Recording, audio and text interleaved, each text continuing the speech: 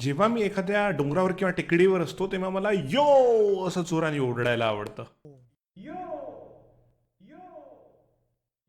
आणि मला माझाच आवाज पुन्हा पुन्हा ऐकू येतो. तुम्हालाही हा अनुभव आला असेलच.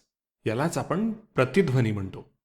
दुसरीकडे समजा तुम्ही एखाद्या मोठ्या रिकाम्या बंदिस्त खोलीत आहात, जिथे फारशी लोकं नाहीत किंवा फर्निचर, चटई, गाद्या असं काहीच नाही, आणि तिथे तुम्ही बोलायला सुरुवात केली तर तुमचा आवाज काहीसा असा ऐकू येईल. टेस्टिंग 1 2 3. रिकाम्या खोलीत बोलताना असा आवाज येतो. हे थोडं त्रासदायक असतं, कारण अनेकदा लोक काय बोलत आहेत हे आपल्याला स्पष्ट समजत नाही. यालाच विज्ञानाच्या भाषेत निनाद किंवा रिव्हर्बरेशन असं म्हणतात.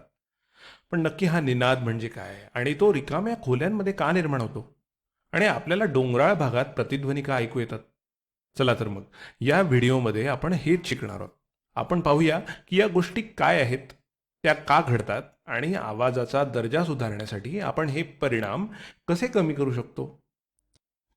तर प्रतिध्वनी आणि निनाद निर्माण होण्याचं मुख्य कारण म्हणजे ध्वनीचं परावर्तन.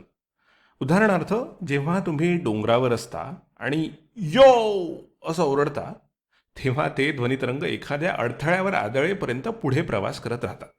या उदाहरणात तो अडथळा म्हणजे दुसरा एखादा डोंगर आहे, आणि ज्याप्रमाणे प्रकाश तरंग किंवा पाण्याचे तरंग एखाद्या अडथळ्यावर आदळून परत फिरतात, अगदी तसंच इथे आपले काही ध्वनितरंग त्या डोंगरावर आदळून परावर्तित होतात आणि तुमच्या दिशेने परत येतात.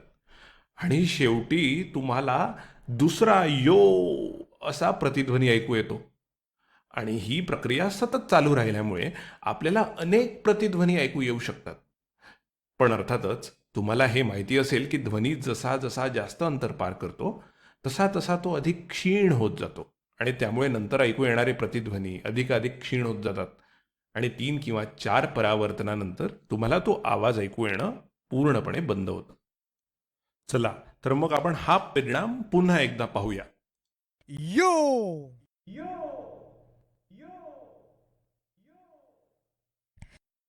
पण आपण जेव्हा एखाद्या रिकाम्या खोलीत असतो तेव्हा असंच का घडत नाही? खोलीच्या भिंती ध्वनीचं परावर्तन करून आपल्याला प्रतिध्वनी का ऐकवू शकत नाहीत?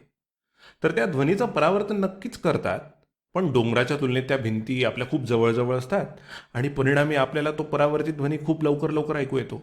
आणि त्यामुळे जेव्हा ध्वनीचं पुन्हा पुन्हा परावर्तन होतं, तेव्हा आपल्याला ऐकू येणाऱ्या सलगच्या परावर्तनांमधील वेळेचा कालावधी खूपच कमी असतो. आणि याचा परिणाम असा होतो की एक ध्वनी कधी संपला आणि दुसरा परावर्तित ध्वनी कधी सुरू झाला, हे आपल्या मेंदूला समजू शकत नाही. आता हे अधिक चांगल्या प्रकारे समजून घेण्यासाठी आपण एक प्रात्यक्षिक करून पाहूया.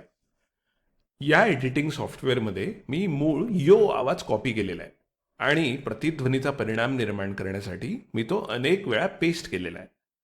आता जेव्हा आपण हे प्ले करू तेव्हा आपल्याला आधी मूळ आवाज ऐकू येईल, त्यानंतर पहिलं परावर्तन, मग दुसरं परावर्तन, आणि असेच तिसरं आणि चौथं परावर्तन ऐकू येईल. आणि या उदाहरणार्थ मी प्रत्येक आवाजाच्या दरम्यान साधारण 0.8 सेकंदाचं अंतर ठेवलेलं आहे. चला तर मग हे आपण वाजवून बघूया आणि आपल्याला काय ऐकू येतं ते बघूया. यो यो यो यो यो हे अगदी डोंगरावर येणाऱ्या अनुभवासारखंच होतं. मला खात्री आहे की तुम्ही वेगवेगळ्या परावर्तित ध्वनींमधला फरक स्पष्टपणे ओळखू शकला असाल. त्यामुळे आपण याला प्रतिध्वनी म्हणू शकतो. आणि आपण पाहिल्याप्रमाणे 0.8 सेकंदाचा कालावधी हा वेगवेगळ्या परावर्तित ध्वनींमधला फरक ओळखण्यासाठी आपल्या मेंदूसाठी पुरेसा असतो. आता आपण ते अंतर कमी करूया आणि पाहूया काय होतं. आता मी ते अंतर 0.4 सेकंद केलं आहे.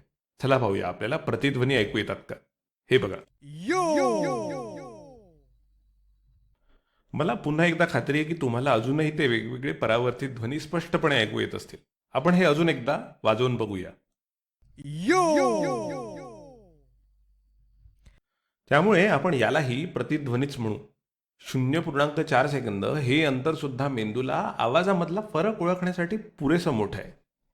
आता आपण हा कालावधी अगदी कमी करूया. ठीक आहे. आता हा कालावधी साधारण 0.07 सेकंद इतका आहे. आपण जरा झूम करून पाहूया. ठीक आहे. आता हा कालावधी साधारण 0.07 सेकंद इतका आहे.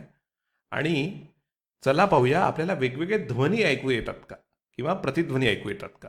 यो तुम्हाला ते ऐकू आलं का? चला आपण हे एकदा पुन्हा वाजवून पाहूया. तुमचे डोळे बंद करा आणि खरोखर तुम्हाला वेगवेगळे प्रतिध्वनी ऐकू येतात का ते बघा. Yo! तुमचं मला माहीत नाही, पण मला मात्र आता वेगवेगळे प्रतिध्वनी ओळखता आले नाहीत. एक ध्वनी कधी संपला आणि पुढचा कधी सुरू झाला हे मला अजिबात समजलं नाही. आणि याच कारणामुळे आपण आता याला प्रतिध्वनी म्हणणार नाही. चला तर मग हे पुन्हा एकदा ऐकूया. Yo! तर हे सतत होणारं परावर्तन आपल्या डोक्यात मूळ ध्वनीला फक्त लांबवत आहे. एकाच ध्वनी तरंगाच्या या सततच्या परावर्तनामुळे होणारं ध्वनीचं सातत्य म्हणजेच काय तर निनाद. आणि तुम्हाला सांगू का, काही काही विशेष प्रकारे बांधलेल्या वास्तूंमध्ये जसं की बिजापूरचा गोल घुमट किंवा गुहांमध्ये हे ध्वनीचं परावर्तन खूप मजबूत असू शकतं. आणि तिथे केवळ 4 परावर्तन ऐकण्याऐवजी आपण सहजपणे 50 ते 60 परावर्तन ऐकू शकतो, ज्यामुळे अत्यंत तीव्र असा निनाद निर्माण होतो. चला तर मग असा आवाज कसा ऐकू येईल याचं एक प्रात्यक्षिक बघूया. तर 50 ते 60 परावर्तनांसह निनाद कसा ऐकू येतो ते इथे बघू. तुम्ही तयार आहात ना? चला ठीक आहे, ऐका. Yo! अजूनही ऐकू येत आहे. अजूनही. ठीक आहे. तर सलगच्या परावर्तनांमधील वेळेचं अंतर जर खूप जास्त असेल तर आपण त्यांना प्रतिध्वनी म्हणू, आणि जर ते खूप कमी असेल तर आपण त्यांना निनाद म्हणू. पण आपल्या मनात एक प्रश्न येऊ शकतो की प्रतिध्वनी आणि निनाद यांच्यासाठी किती कालावधी आवश्यक असतो. तर विज्ञानातील संशोधनानुसार असं दिसून आलं आहे की जर हा कालावधी 0.1 सेकंदापेक्षा जास्त असेल तर आपण ध्वनी स्पष्टपणे ऐकू शकतो, आणि तेव्हा आपण त्यांना प्रतिध्वनी असं म्हणतो. आणि जर हा कालावधी 0.1 सेकंदापेक्षा कमी असेल तर आपला मेंदू एक आवाज कधी संपतो आणि पुढचा कधी सुरू होतो हे ओळखू शकत नाही, आणि तेव्हा आपण त्याला निनाद असं म्हणतो. आणि अर्थातच जर ही वेळ 0.1 सेकंदाच्या अगदी जवळ असेल तर तिथे प्रतिध्वनी आणि निनाद हे दोन्ही थोडेफार एकत्र जाणवू शकतात. आणि शेवटी आपण हा निनाद कमी कसा करू शकतो? तुम्हाला एखाद्या मोठ्या सभागृहात भाषण द्यायचं असो किंवा मला इथे माझा व्हिडिओ रेकॉर्ड करायचा असो, निनादामुळे लोक काय बोलत आहेत हे समजणं कठीण होऊ शकतं. त्यामुळे अशा परिस्थितीत आपल्याला तो शक्य तितका कमी करणं आवश्यक असतं.